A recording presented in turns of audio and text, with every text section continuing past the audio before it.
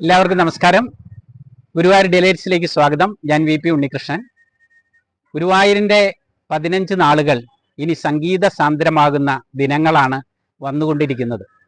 ഇന്ന് 2024 നവംബർ 26-ാം തീയതി ഗുരുവായൂർ ക്ഷേത്രത്തിൽ ഏകാദശിയോടനുബന്ധിച്ചിട്ടുള്ള ചെമ്പൈ സംഗീതോത്സവം ഇന്ന് വൈകിട്ട് 6 മണിക്ക് മന്ത്രി R ബിന്ദു ഉദ്ഘാടനം ചെയ്യും.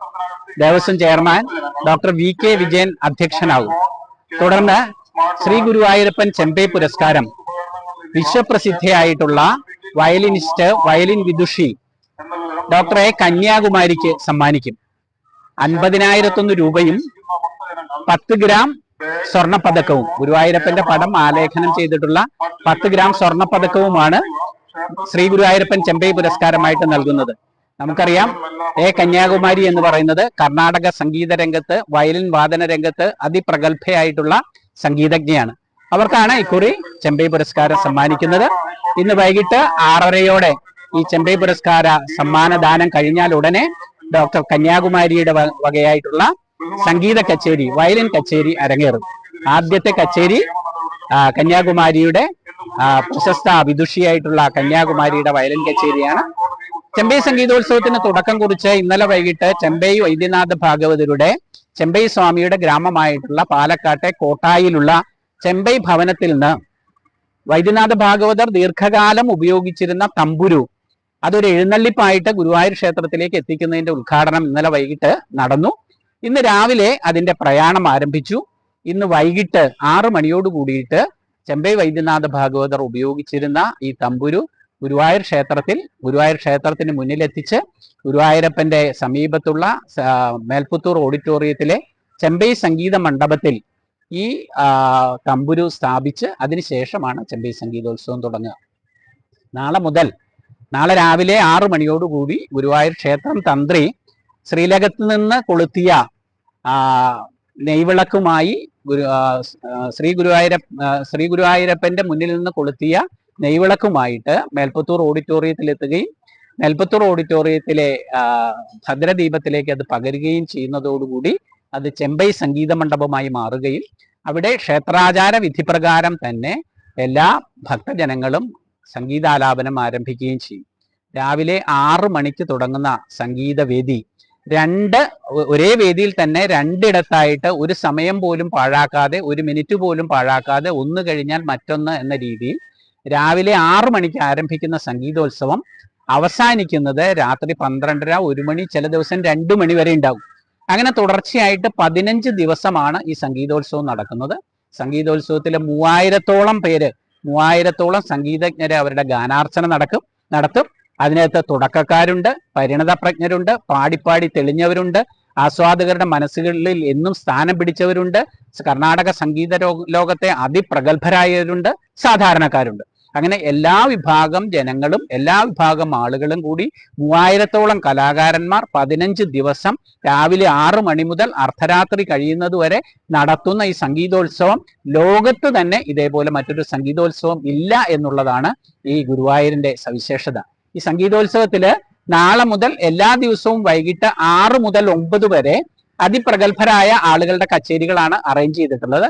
1 മണിക്കൂർ വീതമാണ്. 6 മുതൽ 7 വരെ ഒരാളുടെ കച്ചേരി, 7 മുതൽ 8 വരെ മറ്റൊരാളുടെ കച്ചേരി, 8 മുതൽ 9 വരെ മൂന്നാമതൊരാളുടെ കച്ചേരി. ഈ 3 കച്ചേരികളിൽ 2 കർണാടക സംഗീത കച്ചേരിയും 1 ഉപകരണ സംഗീത കച്ചേരി അല്ലെങ്കിൽ ഹിന്ദുസ്ഥാനി കച്ചേരി ആയിട്ടാണ് നടക്കുന്നത്. നാളെ വൈകിട്ട് നടക്കുന്ന സംഗീത കച്ചേരിയിൽ ആദ്യത്തെ കച്ചേരി പത്മഭൂഷൺ സംഗീത കലാനിധി സുധാ രഘുനാഥനാണ് ആദ്യത്തെ സ്പെഷ്യൽ കച്ചേരിയിൽ പാടുന്നത്.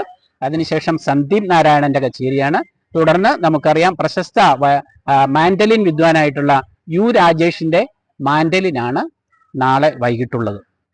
തുടർന്നുള്ള ദിവസങ്ങളിൽ ഐശ്വര്യ വിദ്യാനാഥ്, ഭരത് സുന്ദർ ഇന്ന് തെന്നിന്ത്യയിലെ അറിയപ്പെടുന്ന സംഗീതജ്ഞനാണ് ഭരത് സുന്ദർ, ജയശ്രീ രാജീവ്, ചേർത്തല വിഘ്നേഷ് ഈശ്വർ, അർജുൻ സാംബശിവൻ, R നാരായണൻ, S മഹദി, അഭിഷേക് രഘുറാം, ഷഹാനയുടെ വീണ, വിദ്യാ കല്യാണരാമന്റെ വായ്പാട്ട്, KS വിഷ്ണുദേവ് നമ്പൂതിരിയുടെ വായ്പാട്ട്, ഡോക്ടർ M നർമ്മദയുടെ വയലിൻ തുടങ്ങിയത് നടക്കും. തിങ്കളാഴ്ച 2-ാം തീയതി ആനേടി ധനലക്ഷ്മി, ബാംഗ്ലൂർ സഹോദരന്മാരുടെ വായ്പാട്ട്, തുടർന്ന് വെട്ടിക്കല ശശികുമാറിന്റെ നാദസ്വരം ഉണ്ടാകും. തുടർന്ന് 3-ാം തീയതി എസ് അശ്വതി, ശരത്ത്, ഏമിനി ലളിത കൃഷ്ണമൂർത്തി ഹൈദരാബാദിന്റെ ചിത്രവീണ തുടങ്ങിയ പരിപാടികളാണ് അറേഞ്ച് ചെയ്തിട്ടുള്ളത്. തുടർന്ന് അർജുൻ ബി കൃഷ്ണയുടെ വായ്പാട്ട്, വീണ വേണു വയലിൻ, അത് 4-ാം തീയതിയാണ്. വീണ വേണു വയലിൻ 4-ാം തീയതി രാത്രി 8 മണിക്ക്. സൗന്ദരരാജന്റെ വീണ, ഡോക്ടർ പി പത്മേഷിന്റെ പുല്ലാങ്കുഴൽ, ആറ്റുകാൽ ബാലസുബ്രഹ്മണ്യത്തിന്റെ വയലിൻ എന്നിവയാണ് ഉണ്ടാവുക. 5-ാം തീയതി അക്കര സഹോദരിമാര്, ബാംഗ്ലൂർ രവികിരൺ എന്നിവരുടെ സംഗീത കച്ചേരി, ജയന്തിന്റെ പുല്ലാങ്കുഴൽ കച്ചേരി ഉണ്ടായിരിക്കും. 6-ാം തീയതി സംഗീത ശിവകുമാർ, സംഗീത കലാനിധി, നമുക്കറിയാം ഏറ്റവും അധികം പ്രശസ്തനായിട്ടുള്ള ശ്രീ TM കൃഷ്ണയുടെ കച്ചേരി ഉണ്ടാവും. തുടർന്ന് സുജാത ഗുറാവ് കമ്മറുടെ ഹിന്ദുസ്ഥാനി വായ്പാട്ടും ഉണ്ടാവും. 7-ാം തീയതി മുതൽ 11-ാം തീയതി വരെ, 7-ാം തീയതി മുതൽ സംഗീതോത്സവം സമാപിക്കുന്ന ഏകാദശി ദിവസമായ 11-ാം തീയതി വരെ ആകാശവാണി നിലയങ്ങള് സംഗീതോത്സവം റിലേ പ്രക്ഷേപണം ചെയ്യുന്നതാണ്. ആ റിലേ പ്രക്ഷേപണം ആരംഭിക്കുന്നത് രാവിലെ 9:30 മുതൽ 12:30 വരെയും വൈകിട്ട് 7:35 മുതൽ 8:30 വരെയുമുള്ള സമയത്താണ്. അതിൽ ആകാശവാണിയുടെ ഗ്രേഡ് ആർട്ടിസ്റ്റുകൾ പങ്കെടുക്കും. ഇത് കൂടാതെ ഡിസംബർ 10-ാം തീയതി രാവിലെ 9 മണിക്കാണ് വിശ്വപ്രസിദ്ധമായിട്ടുള്ള പഞ്ചരത്ന കീർത്തനാലാപനം. ത്യാഗരാജ സ്വാമികളുടെ ഘന രാഗങ്ങൾ അവതരിപ്പിച്ചുകൊണ്ടുള്ള പഞ്ചരത്ന കീർത്തനാലാപനം 100ഓളം വരുന്ന കലാകാരന്മാർ, 100ഓളം വരുന്ന സംഗീതജ്ഞർ ഒരുമിച്ച് അവതരിപ്പിക്കുന്ന പഞ്ചരത്ന കീർത്തനാലാപനം ഭക്തി സാന്ദ്രത കൊണ്ടും സംഗീത മഹത്വം കൊണ്ടും ഏറ്റവും വിശേഷമായിട്ടുള്ള ഒരു സംഗതിയാണ്. അപ്പോൾ അന്ന് പഞ്ചരത്ന കീർത്തനാലാപനം ദശമി ദിവസം ഡിസംബർ 10-ാം തീയതി നടക്കും. അതിനുശേഷം ഡിസംബർ 11-ാം തീയതി രാത്രി 10 മണിയോടെ ഈ സംഗീത കച്ചേരിയിൽ പങ്കെടുത്തവർക്കുള്ള നന്ദി പ്രകടനവും, അതിനുശേഷം ചെമ്പയുടെ ശിഷ്യന്മാരും വേദിയിലും സദസ്സിലുമുള്ള സംഗീതജ്ഞരും ചേർന്ന് ചെമ്പയുടെ 5 ഇഷ്ടകീർത്തനങ്ങൾ ആലപിച്ച് ഇഷ്ടകീർത്തനങ്ങൾ ആലപിച്ച് സംഗീതോത്സവത്തിന് സമാപനമാകും. ഇതാണ് ഗുരുവായൂർ ക്ഷേത്രത്തിലെ ഏകാദശിയുമായി ബന്ധപ്പെട്ടുള്ള സംഗീതോത്സവത്തിന്റെ വിശേഷങ്ങൾ. നന്ദി, നമസ്കാരം, കൃഷ്ണാർപ്പണം.